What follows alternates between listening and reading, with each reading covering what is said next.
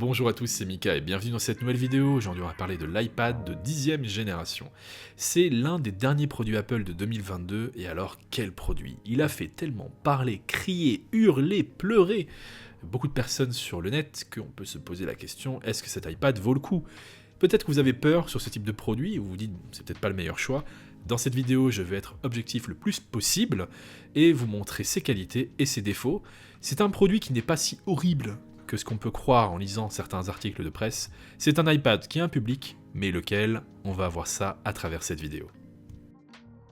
Le nouvel iPad 10 aborde le nouveau design type iPad Air, iPad Pro de dernière génération, on peut enfin dire adieu à ce design qui datait de 2013, avec l'arrivée de l'iPad Air première génération. Le bouton Touch ID passe sur le bouton latéral, alors je suis pas très fan, je préfère le Touch ID en frontal, et puis j'aurais pu rêver avoir un Face ID, mais bon, sur une entrée de gamme, on va pas trop pleurer. La caméra FaceTime, elle, passe sur la tranche droite, alors c'est vachement bien pour les appels FaceTime, puisque votre regard est quand même très centré, mais c'est très étonnant d'avoir mis cette fonctionnalité sur un iPad entrée de gamme, et pas sur le nouvel iPad Pro. Bizarre, mais bon, pourquoi pas, c'est un vrai bonus sur ce type d'iPad. On a un écran qui est de belle qualité, avec de bons haut-parleurs, donc pour regarder des films, écouter vos musiques, c'est sympa. Un double haut-parleur stéréo côté gauche, côté droit, donc c'est bien meilleur que l'iPad 9. Mais niveau écran, il y a quelque chose qui me chagrine, c'est le fait qu'il soit toujours pas laminé. Un écran laminé, c'est lorsque vous avez le LCD et la vitre qui sont solidarisés ensemble en une seule couche.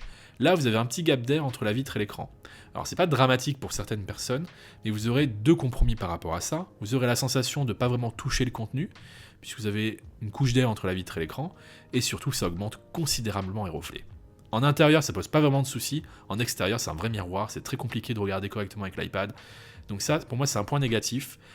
Ça peut s'excuser sur un iPad à 400€ comme l'iPad 9e génération, un peu moins sur un iPad qui démarre quasiment à 600€. Malgré ces petits défauts, cet écran n'est pas mauvais, faut pas non plus exagérer, les couleurs sont sympathiques, même si le spectre lumineux n'est pas aussi important que l'iPad Air ou l'iPad Pro, on est sur un écran de qualité pour un usage multimédia basique, la luminosité est très correcte, donc ça reste quand même un écran de belle facture.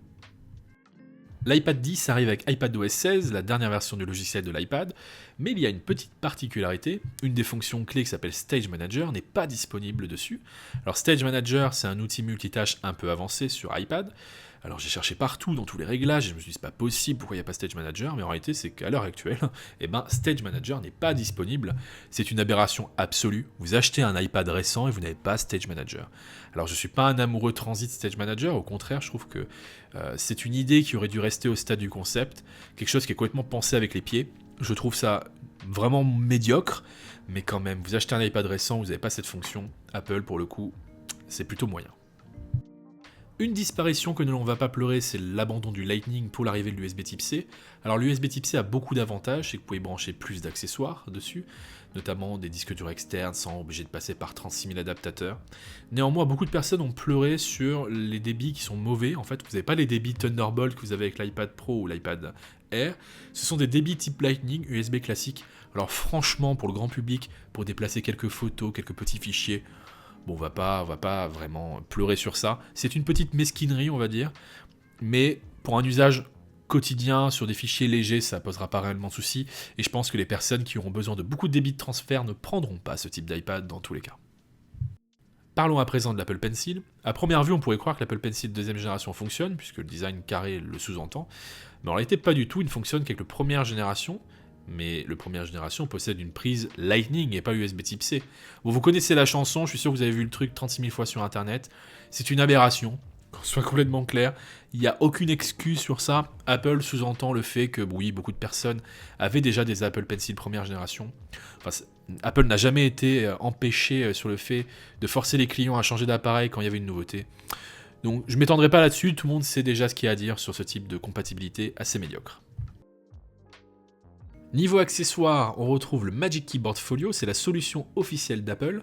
Elle s'achète séparément à 299€. Si vous voulez mettre une pause, allez boire un verre d'eau pour vous remettre de ces émotions, parce que c'est vraiment cher. Mais qu'est-ce qu'on a pour ce prix-là ? Eh bien, on a deux parties, une partie arrière aimantée qui se colle derrière l'iPad, et une partie qui se colle sur la tranche gauche avec le Smart Connector. Cette partie-là contient un clavier complet qui n'est pas rétroéclairé, et un trackpad. Le matériau est en silicone, c'est blanc. Alors beaucoup de personnes n'aiment pas le blanc et trouvent dommage qu'il n'y ait pas une solution noire. Effectivement, une solution noire aurait été sympa, mais ce que je trouve pas mal avec le blanc, c'est qu'il vieillit beaucoup mieux, il devient pas aussi gras que le coloris noir, et ça reste plutôt sympa avec les couleurs de l'iPad, donc voilà, c'est pas franchement... je trouve ça plutôt esthétique. Ça ressemble beaucoup à la solution Kobo Touch que fabrique Logitech. L'ensemble est plutôt épais, c'est quasiment aussi épais qu'un MacBook, et ça pèse vraiment son poids, c'est très dense. L'iPad pèse 470 grammes si mes souvenirs sont beaux. Apple ne communique pas officiellement le poids du clavier, mais en l'ensemble on arrive dans les 800 grammes. Et franchement ça pèse son poids, c'est très dense, je m'attendais pas à ça. Et ce qui gâche un peu pour moi l'expérience d'un produit ultra transportable, parce que bon, c'est pas non plus un veau, mais je trouve ça pas super agréable. La partie arrière de l'iPad peut se plier en support, et ça c'est intéressant, et l'autre partie au niveau charnière me semble quand même un peu fragile. On voit ici au milieu la connexion avec le Smart Connector. Je suis plutôt peu confiant par rapport à la longévité du produit, je me dis qu'au bout d'1 ou 2 ans, à force de le manipuler, je suis pas certain que le produit tienne bien. Le pied, quant à lui, permet d'avoir plus de stabilité, c'est pas mal, mais par contre, il faut vraiment une surface très plane. Par exemple, dans le lit ou sur une couette, c'est pas top, on a la sensation que tout bouge dans tous les sens. C'est pas franchement le meilleur endroit à l'utiliser. Le meilleur endroit à l'utiliser, c'est sur un bureau, une table. Mais alors là, il faut une certaine profondeur, parce qu'une fois que vous mettez la béquille et avec le support avant, eh bien, vous voyez la profondeur qu'il faut, c'est vraiment important. Ça n'a rien à voir avec le Magic Keyboard pour iPad Pro. C'est pour ça que c'est pas franchement un accessoire qui peut être utilisable partout. C'est pas pour moi ce qu'on attend d'un iPad. On attend d'un iPad le fait qu'il puisse être utilisé partout, n'importe quand, dans n'importe quelle situation, un peu comme un ordinateur Mac. Un MacBook, vous pouvez le mettre n'importe où, l'utiliser n'importe où, sur vos genoux, à l'aéroport, sur une petite tablette de train. Là, c'est plus compliqué de par la profondeur et la souplesse trop importante de la charnière du clavier. Une des forces de ce clavier, c'est les touches de fonction qui sont présentes dessus. Alors on peut se dire, mais pourquoi Apple ne les a pas mis sur l'iPad Pro? Ces touches de fonction sont pratiques. En un clic, vous pouvez changer la luminosité de l'écran, mettre sur pause, changer de chanson, activer un mode de concentration, verrouiller l'iPad, c'est top. Le clavier est très agréable, le trackpad l'est aussi. Est-ce que c'est une solution convaincante? Oui et non. Bon, forcément, comme tous les produits, il y a son public. Pour moi, les points négatifs, c'est le prix, il est très cher, le manque de rigidité de l'ensemble, et le fait qu'au final, est-ce qu'un Magic Keyboard classique aurait été peut-être mieux sur ce type de produit? Est-ce que le Magic Keyboard Folio a une raison d'exister? Je suis plutôt mitigé. Je considère que la béquille et le manque de souplesse sont un frein clair pour l'achat à titre personnel. Le fait de pouvoir détacher l'iPad et d'avoir toujours une solution de protection arrière est intéressante, mais de façon générale, quand on cherche à protéger la tablette, on cherche surtout à protéger les angles, puisque c'est ça qui prend en cas de chute. Donc, je ne suis pas ultra convaincu par ce clavier, il a ses qualités, et je pense que les personnes qui cherchent justement un bon clavier avec trackpad et une béquille seront ravis de ce choix s'ils cherchent à protéger le design de l'iPad. Pour résumer, l'iPad 10 est un iPad récent avec des technologies plus avancées comme la puce A14 qu'on trouve sur l'iPhone 12 et qui vous assurera des années de mise à jour logicielle. On a un produit avec des couleurs fun, c'est un iPad sympathique mais qui a énormément de compromis. Mais attention, compromis ne veut pas dire rédhibitoire. Des compromis permettent de segmenter une gamme. La gamme aujourd'hui est difficilement lisible. Vous mettez un client lambda devant un iPad 10, un iPad Air, un iPad Pro 11 pouces, la première chose qu'il va dire c'est quoi la différence, c'est tous les mêmes. Quand vous avez un design qui est aussi abouti, tout écran avec un design carré, eh bien on ne peut plus faire grand chose de plus. Donc ce qu'on fait, c'est qu'on segmente avec des compromis, avec des petits choix vicieux comme l'écran qui n'est pas anti-reflet, la prise USB Type C qui est bridée. C'est ça qui permettra de créer une gamme. Aujourd'hui, à mes yeux, celle qui a le moins de sens, c'est la gamme iPad Air. Je trouve que l'iPad Air est trop proche de l'iPad Pro et trop proche de l'iPad 10. Les vraies plus-values sont assez faibles. L'iPad 10 pour moi n'est absolument pas un mauvais iPad, il n'est pas à fuir comme certains vous diraient. C'est un super iPad, fun, avec un bel écran, une belle caméra, idéal pour une consommation multimédia classique. Son prix, 589€ pour 64 Go, est vu comme excessif. Je pense qu'il faut mettre un poids de mesure aussi, puisque quand l'iPad, par exemple première génération, iPad 2, iPad 3 sont sortis, on tournait autour des 500€ en entrée de gamme.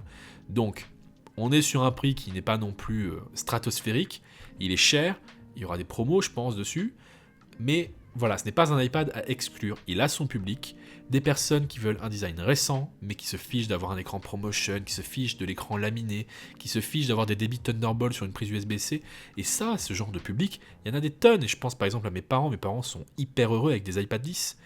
Donc l'iPad 10, ne le fuyez pas, il a du sens, choisissez-le. Par contre, si vous le choisissez, à mes yeux, c'est si vous l'utilisez sans accessoires. Dès que vous avez y greffé un Pencil, déjà vous serez frustré par l'Apple Pencil première génération qui est beaucoup moins satisfaisant que le 2. Et de deux, quand vous mettez des claviers dessus, le Magic Keyboard Folio ne vaut pas le Magic Keyboard qu'on retrouve sur l'iPad Air ou l'iPad Pro.